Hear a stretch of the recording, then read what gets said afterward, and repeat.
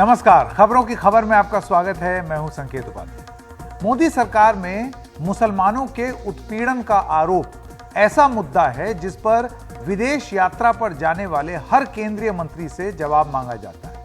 ये सवाल पूछे जाते हैं। अच्छा, इसको लेकर के विदेश में बोली हुई बातों पर भी सवाल जवाब हुआ है। माफी तक मांगने की बात चली है। वित्त मंत्री निर्मला सीतारमण भी कई खास बैठकों के लिए करीब एक हफ्ते से अमेरिका के दौरे पर हैं। उन्हें G20 वित्त मंत्रियों की दूसरी बैठक, केंद्रीय बैंकों के गवर्नर्स की बैठक, वर्ल्ड बैंक और IMF की बैठकों में शामिल होना है।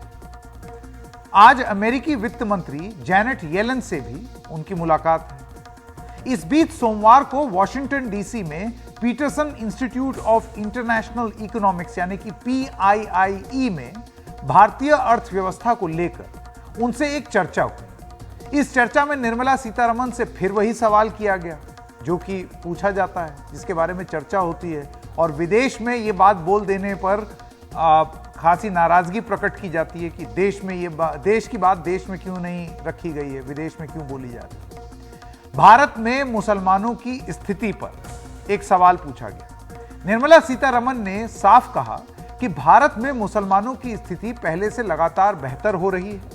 मोदी सरकार के दौर में उनके साथ भेदभाव की खबरें बेबुनियाद हैं और मुसलमानों को वही फायदे मिल रहे हैं जो बाकी समुदाय को मिलते हैं। उन्होंने पाकिस्तान से तुलना करते हुए कहा कि भारत में अल्पसंख्यक पूरी तरह सुरक्षित हैं।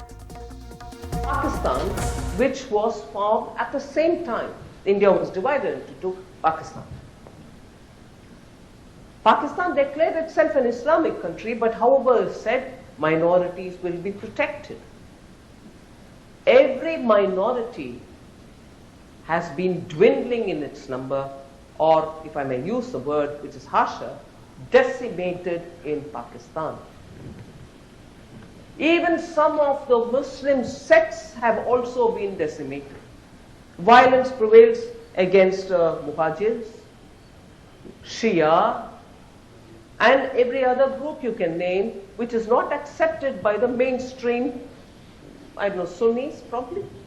Whereas in India, you would find every strand of Muslim doing their business, their children getting educated, fellowships are being given by the government, and I would want to see where exactly is that one state where. And again, law and order is a very state subject, it's not the government of India's subject. Each province has its elected government, they take care of the law and order in those states. So across the board in India, if violence is happening to make Muslims get affected, itself is a fallacy as a statement. It cannot be so. Each province and its police are different. They are run by the elected governments in those provinces. So that itself tells you how these reports have no clue of the law and order systems in India. To say it's all the blame of government of India, I would want to say, then tell me, between 2014 and today, has the population dwindled? Has the deaths been disproportionately high in any one particular community? So I would rather invite these people who write these reports to come to India. I'll host them. I host them. Let them come and let them travel along with me and prove their point. Washington DC में वित्त मंत्री निर्मला सीतारमण का यह बयान है जो कि आपने अभी सुना। हाल में गृह मंत्री अमित शाह की मुस्लिम समुदाय के प्रबुद्ध लोगों के साथ एक अहम बैठक हुई थी, देर रात में हुई थी। उसको लेकर के आप जानते हैं हमने तमाम बार यहां पर रिपोर्ट किया है। कल हमने कमाल फारूकी साहब का इंटरव्यू भी आपको सुनाया। जमायत उलेमा-ए हिंद के प्रमुख मौलाना महमूद मदनी की अध्यक्षता में अमित शाह से ये प्रतिनिधिमंडल मिला भी था, नेताओं का उनसे मुलाकात हुई। काफ़ी उनका ये कहना है सकारात्मक बयान दिए उन्होंने बाहर आकर के, और इसको सकारात्मक बताया भी, और कहा कि उन्हें इस मुलाकात से काफ़ी उम्मीदें बंधी हैं। मुस्लिम नेताओं ने अपनी चिंताएं गृह मंत्री को बताईं और गृह मंत्री ने उन्हें आश्वासन दिया है कि मुस्लिम समुदाय के हितों का पूरा ख्याल रखा जाएगा। उनका जो पब्लिक के अंदर पोस्चर होता है, जो पॉलिटिकल उनकी स्पीचेस होती हैं, उससे ये डिफरेंट अमित शाह थे। और उन्होंने हमारी बात जिस ध्यान से सुनी और उसके ऊपर उनका जो पॉजिटिव रिएक्शन था वो हमारे लिए एक अलग अलग दोनों हम सब पॉजिटिव रिएक्शन मतलब क्या? पॉजिटिव रिएक्शन ये है कि उन्होंने सारे बिंदुओं को डिटेल में देखा और उसके बाद उन पर रिएक्ट किया और डिनायल मोड में नहीं थे कि सब चीज़ मना कर दी, नहीं ऐसा नहीं होता, आप गलत कह रहे, बल्कि उन्होंने कहा कि ऐसा है और इसमें बहुत सारी बातें सही हैं, मैं उससे एग्री करता हूँ और हमारा कॉन्स्टिट्यूशनल दायित्व बनता है कि हम इसको देखें और इसको करें। डायलॉग का एक रास्ता खुला है और हमको ऐसा लगता है कि इसका जो इम्पैक्ट है वो कम्युनिटी के अंदर भी पॉजिटिव गया है और शायद हमको ऐसा लगता है कि उधर भी बात हमारी कुछ कायदे में पहुंची है। अभी तक जैसे जो अखबारों के ज़रिए और कुछ जो डिफरेंट पॉकेट्स से उनकी तरफ से बात जा रही थी, शायद उनका बात करने का अंदाज शायद ठीक नहीं था या ये समझ नहीं पा रहे थे या इस माहौल के अंदर गुफ्तगू, हमें ये नहीं पता, लेकिन हम ये महसूस करते हैं कि हमारी जितनी भी गुफ्तगू हुई है और हमारी जो 1.25 घंटे की जो गुफ्तगू हुई है बिल्कुल 100% टाइम यूटिलाइजेशन हुआ है उसका। अब इससे पहले खुद प्रधानमंत्री नरेंद्र मोदी हाल में बीजेपी की राष्ट्रीय कार्यकारिणी की बैठक में पार्टी नेताओं से ये कह चुके हैं कि वो अल्पसंख्यकों और समाज के हाशिए पर रहने वाले लोगों तक पहुंचें और उनकी चिंताओं का हाल करें। प्रधानमंत्री ने कहा कि वोटों की परवाह किए बिना बीजेपी नेता मुस्लिम समुदाय के वंचित वर्ग, खास तौर पर पसमानदा और बोहरा लोगों तक पहुंचे, मुस्लिम समाज के शिक्षित और पेशेवर लोगों तक अपनी पहुंच बनाएं। भारतीय जनता पार्टी ने यूपी और बिहार में पसमानदा मुस्लिमों तक पहुंच बनाने के लिए कार्यक्रम भी शुरू किए हैं। दरअसल मुस्लिम समुदाय में जिस डर की बात कही जा रही है वो उन घटनाओं से उपजी हैं जिनमें मुख्य तौर पर मुसलमान युवाओं का उत्पीड़न हुआ है।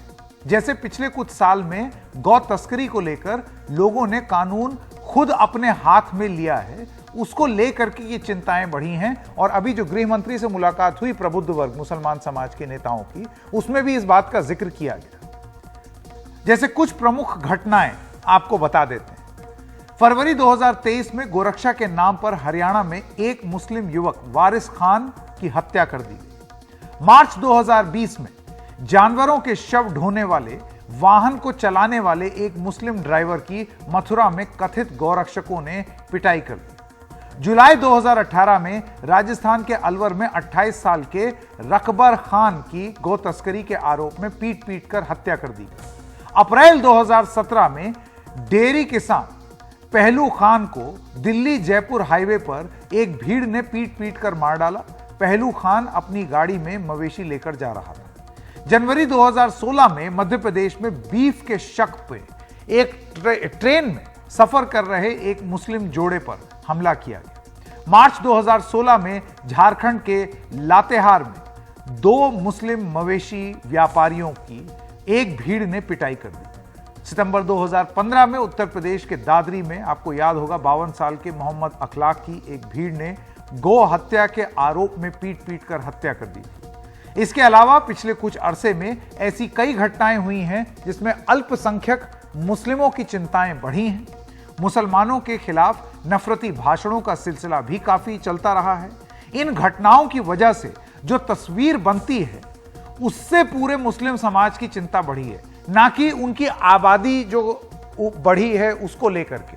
देखिए, जो निर्मला सीतारमण बोल करके आई वो बात सही बोल करके आई हैं कि मुसलमानों की भी आबादी संख्या बढ़ी है, लेकिन जो संख्या दर है बढ़ने का वो कम हुआ है, हिंदुओं में भी कम हुआ है। लेकिन यह बात भी सच है कि ऐसे प्रकरण भी हो रहे हैं और एक को होते हुए बता करके यह बयान दर्ज करना कि यह कोई चिंता की बात नहीं है, यह शायद ठीक ना हो। और इसी चीज का जिक्र कर रहे हैं मुस्लिम समाज के लोग।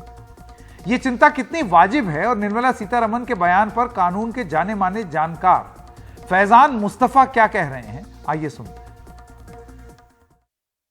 फाइनेंस मिनिस्टर का स्टेटमेंट एक प्रश्न के जवाब में है, उसमें कई चीजें ऐसी हैं जिनका कोई विरोध नहीं कर सकता। जैसे ये कि विश्व में इंडोनेशिया के बाद सबसे अधिक मुसलमान भारत में रहते हैं, यानी बना तो पाकिस्तान था इस्लाम के नाम पर, लेकिन पाकिस्तान में आज भारत से कम मुसलमान रहते हैं।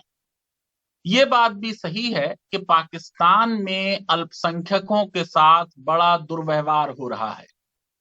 निर्मला जी ने वहां के ईश निंदा कानून का जिक्र किया, शियाओं के साथ और मुहाजिरों के साथ जो वहां एक तरीके का अत्याचार हो रहा है उसकी तरफ इशारा किया। वो सब बातें बिल्कुल ठीक हैं, लेकिन पाकिस्तान में जो कुछ हो रहा है उससे भारत के मुसलमानों का कोई ताल्लुक नहीं। पाकिस्तान एक इस्लामी राष्ट्र है और भारत एक सेकुलर लिबरल जनतंत्र है। पाकिस्तान एक फेल्ड स्टेट है और भारत एक विश्व शक्ति है, विश्व गुरु है। इसलिए एक सेकुलर देश के अल्पसंख्यकों की, जो देश के नागरिकों की तरह सारे अधिकार रखते हैं, और एक धर्म प्रधान राष्ट्र में अल्पसंख्यकों की तुलना नहीं की जा सकती। कहते हैं ना कि सेब और संतरों को साथ नहीं रखा जा सकता। लेकिन अगर आप आए भारत में तो आप ये देखेंगे कि जो सवाल के जवाब में निर्मला जी ने कहा कि जनसंख्या उनकी कम नहीं हो रही 1947 से। अब जनसंख्या 1947 से कम नहीं हो रही तो 1947 से ये सरकार नहीं थी। फिर ये कि जनसंख्या जो है, उन्होंने कहा कि साहब कोई उनके डेथ रेट में डिस्प्रोपोर्शनेट इंक्रीज नहीं है। ये बात भी सही है कि मृत्यु दर में पिछले चंद सालों में मुसलमानों के कोई बढ़ोतरी नहीं हुई। लेकिन आप ये सोचिए कि किसी भी अल्पसंख्यक ग्रुप का किसी बड़े देश में, जिसमें उसकी तादाद कोई 17-18 करोड़ हो, उसमें कोई 8-9 साल में जनसंख्या कम नहीं हो सकती। और अगर 8-9 साल में जनसंख्या कम करनी है तो 1-2 करोड़ लोग मर जाने होंगे, जो आज मुमकिन नहीं है। द्वितीय विश्व युद्ध के दौरान और उससे पहले की जर्मनी में आप सोचिए कि यहूदी जर्मन पॉपुलेशन के कोई 1% थे, और उसमें भी चंद लाख जर्मन्स का जेनोसाइड हुआ था। लेकिन आज भारत में जो मुसलमानों की जनसंख्या है वो इतनी बड़ी है कि उसके कम होने या मृत्यु दर में कोई इंक्रीज ना होना ये पैमाना नहीं हो सकता कि उनके क्या हालात हैं। देश के प्रधानमंत्री का नारा सबका साथ सबके विकास पे 2014 का चुनाव जीता गया। 2019 के चुनावों में जीतने के बाद यशस्वी प्रधानमंत्री ने उसमें एक और शब्द जोड़ दिया, सबका विश्वास। अलीगढ़ मुस्लिम यूनिवर्सिटी जब प्रधानमंत्री गए तो उन्होंने उसको मिनी इंडिया कहा उसके सेंटिनरी के ऑनलाइन फंक्शन में। और आरएसएस चीफ लगातार कह रहे हैं कि भारत के मुसलमानों और हिंदुओं का डीएनए एक है। कह रहे हैं कि हिंदुत्व की परिकल्पना भी नहीं की जा सकती मुसलमानों के बिना। और ये दोनों क्योंकि एक हैं, इसमें इन दोनों की यूनिटी की बात करना अलग बात है, क्योंकि दो अलग हैं ही नहीं, वो एक हैं।